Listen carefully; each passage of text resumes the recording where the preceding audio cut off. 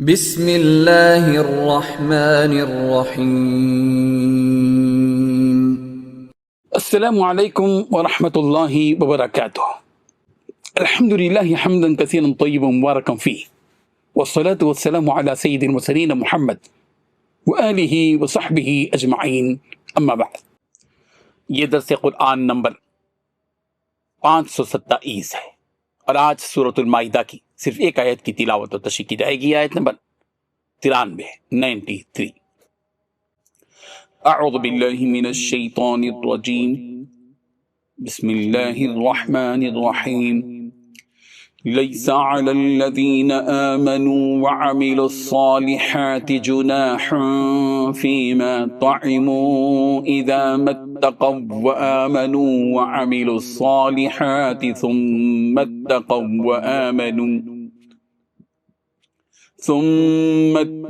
وأحسنوا واللہ يحب المحسنین، صدق اللہ العظیم۔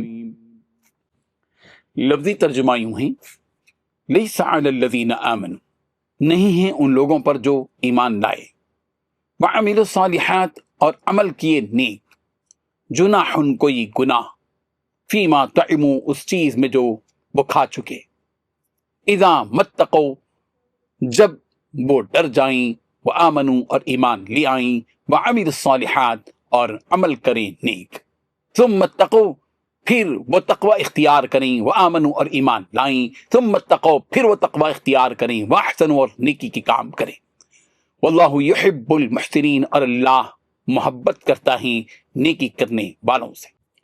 ترجمہ یوں ہے، جو لوگ ایمان لائے اور نیک عمل کرتے رہے، ان پر ان چیزوں کا کچھ گناہ نہیں جو وہ کھا چکے، جبکہ انہوں نے پرہیز کیا اور ایمان لائے اور نیک کام کیا، پھر پرہیز کیا اور ایمان لائے، پھر پرہیز کیا اور نیکوکاری کی، اور اللہ نیکوکاروں کو دوست رکھتا ہے۔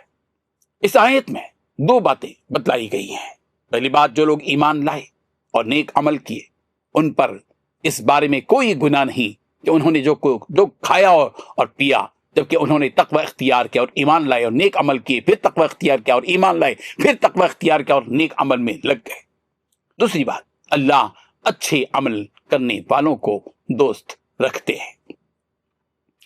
حاضرین و ناظرین، اس آیت کے شان نزول کے سلسلے میں حضرت انس رضی اللہ عنہ خود یہ حقیقت حال بیان فرماتے ہیں کہ میں ابو طلحہ، ابو عبیدہ بن جراح، معاذ بن جبل، سہیل بن بیضاء اور ابو دجانہ کو شراب پلا رہا تھا۔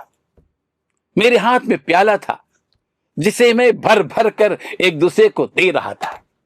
اسی حال میں ہم نے ایک آواز سنی کہ کوئی شخص پکار کر یہ آواز دے رہا تھا، الا ان الخمر قد حرمت، الا ان الخمر قد حرمت، خبردار شراب حرام کر دی گئی ہے۔ اس آواز کا سننا تھا کہ نہ کوئی اندر آنے پایا اور نہ ہی کوئی باہر نکلنے پایا تھا کہ ہم سب نے شراب کو گرا دیا اور شراب کے مٹکے توڑ دیے، جس کی وجہ سے مدینے کی گلی کوچوں میں شراب پانی کی طرح بہنے لگی۔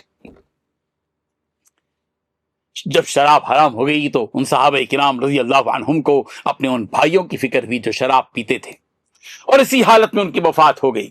ظاہر ہے کہ زمانے جاہلیت ہی سے عرب کے لوگوں میں شراب عام تھی، اور اسلام کے ابتدائی دور میں بھی شراب کے پینے کا سلسلہ جاری تھا، اس لیے کہ اس وقت تک شراب حرام نہیں ہوئی تھی۔